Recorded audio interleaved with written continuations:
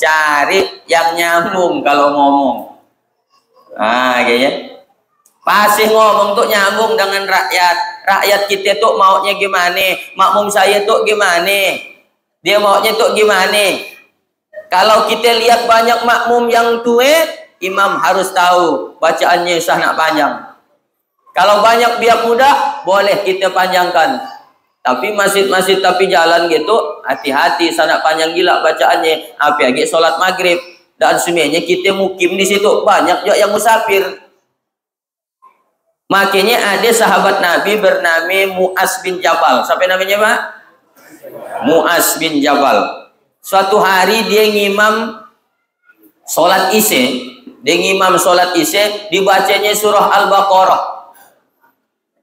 Lalu satu orang makmum tiba-tiba muparokoh keluar dari sop. Selesai sholat ada yang lapor ke Mu'az. Mu'az, kau tahu tak apa? Tadi ada biak ya kawan kita keluar sop, dia sholat seorang ketika kau jadi imam. Dia sholat seorang, sholat seorang. Kata Mu'az, dia minal munafikin, termasuk orang munafik. Oh, kawan dikatakan munafik, dan terima lah, Pak. Ngadu dia ke Nabi. Ya Rasulullah, ya saya tidak terima dikatakan Mu'az munafik. Panggil Mu'az, kata Nabi. Itu namanya klarifikasi. Tidak boleh langsung percaya kalau omongan yang jahat-jahat. Tabayyun, klarifikasi. Dipanggillah Mu'az oleh Nabi. Ya Mu'az, labbaika wahai Rasulullah.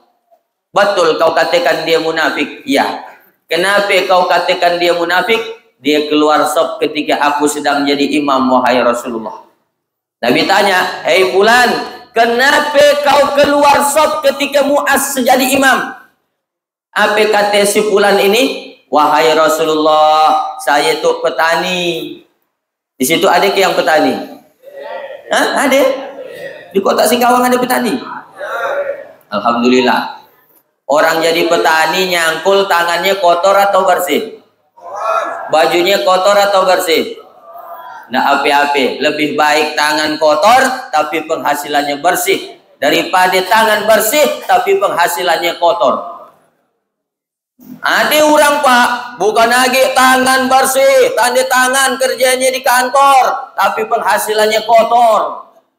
Bukan lagi tiap hari ngantor pakaian baju setelan jas berdasi dari Singkawang naik noto Mercy dari Singkawang sampai ke Sebawi. Tapi duitnya hasil korupsi. Jiwanya tidak tenang kalau takut ditangkap Pak Polisi. Masuk dalam jeruji basi. Disiarkan di televisi, ditontonlah anak bini. Kalau udah begini, lagi nyaman, makan nasi. Lebih baik tangan kotor daripada lebih baik tangan kotor tapi penghasilan bersih daripada tangan bersih tapi penghasilan kotor. Tapi yang paling bagus tangan bersih, baju bersih, hati kita pun bersih, penghasilan kita juga bersih. Amin insya Allah. Nah, gitu dia. Kata si fulan, aku tuh petani wahai Rasulullah. Dari pagi sampai sore saya nyangkul di sawah. Lalu kalau udah malam saya tuh lah udah. Si Mu'az macam ayat si agian panjang. Jadi saya tuh tidak sanggup nak ngikutinya. Makanya Pak, kalau kita jadi imam sana panjang gila bacaannya. Lakak Fatihah salat isya. Waladhdallin. Amin. Bismillahirrahmanirrahim. Yasin wal Qur'anil Hakim.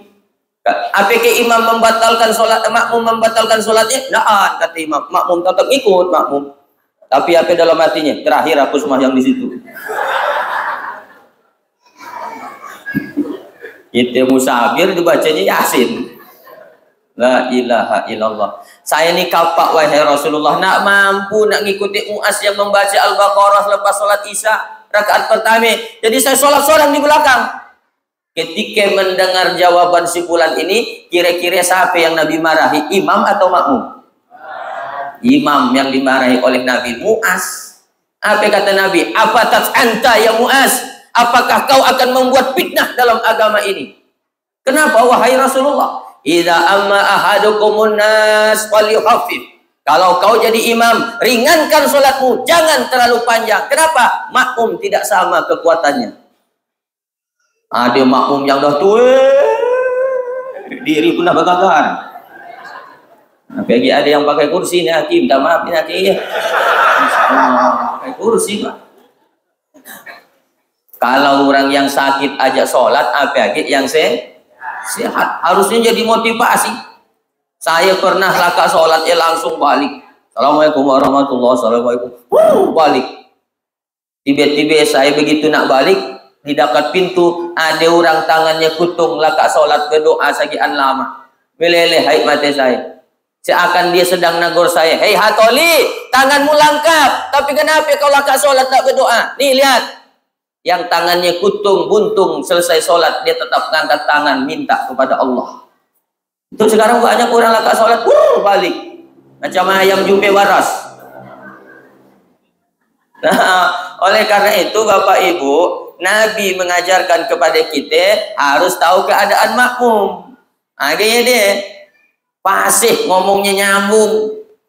Dan menara gading. Yang ketiga, yang kedua, pertama tadi fasih, yang kedua adalah a'lamuhum. Yang paling alim. Yang pertama fasih, yang kedua alim. Kalau dua-duanya alim gimana Pak Ustadz? Fasihnya sami Pak Ustadz, kayak alimnya sami. Nah, syarat yang ketiga, aksaruhum sinan, yang lebih tua. Nah, baru dia yang paling tua. Jadi kalau ada di masjid itu biar muda, bagus bacaan Qur'annya, bahkan hafal Al-Quran, fasih bacaannya, lulusan pondok pesantren, dia lebih layak jadi imam. Ada Pak Haji protes dengan saya, Ustadz dia tidak boleh jadi imam. Kenapa? Dia belum nikah. Kata sahabat syarat imam ya harus nikah. Nggak ada kan syaratnya? Coba tunjukkan hadisnya, ayatnya, kitab mana yang nyatakan? Nggak ada. Tak boleh. Pokoknya dia belum nikah Pak Ustadz. Pak Haji dia memang belum nikah, tapi di kepalanya 30 juz. Kau udah 3 kali nikah, kul wallah berdoa apa? Aksaruhum sinan, baru yang lebih tua, yang dituekan. Tapi sanak tuenyan, yang macam pun adaan kedengaran patah-patahnya. Umur 83, gigi tinggal sigi, dah sigi golek-golek. Bismillahirrahmanirrahim. Alhamdulillahirabbil alamin. Malam minggu lagi. Biar muda nak bisa lama-lama gitu.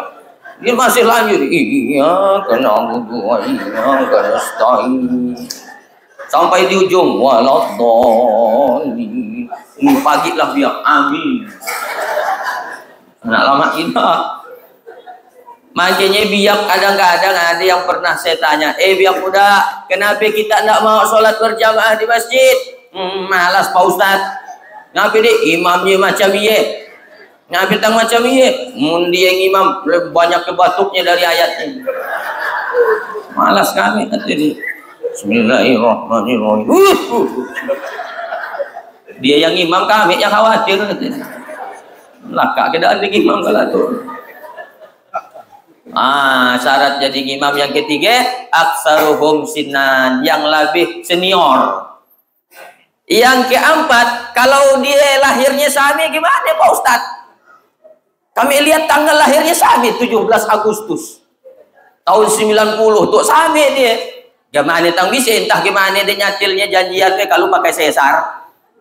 Sami lahirnya sami. Syarat yang keempat dalam fikih diajarkan awaluhum hijratan, yang lebih dulu tinggal di sini. Artinya yang lebih nasionalis, yang cinta dengan daerahnya sendiri, yang mengagumi daerahnya, bukan mengagumi negara lain, daerah lain. Itu calon pemimpin yang baik. Ustadz, dia tuh ternyata sami serate tinggal di sini. Empat-empatnya pokoknya sami. Pasihnya sami, alimnya sami, tuenya sami, tinggal di sini serate. Gimana Pak Ustadz? Habis dah syarat fikih. Habis syarat fikih. Jadi gimana Pak Ustadz? Saya tambah sedikit. Itu syarat dari saya. Yang bininya 2. Karena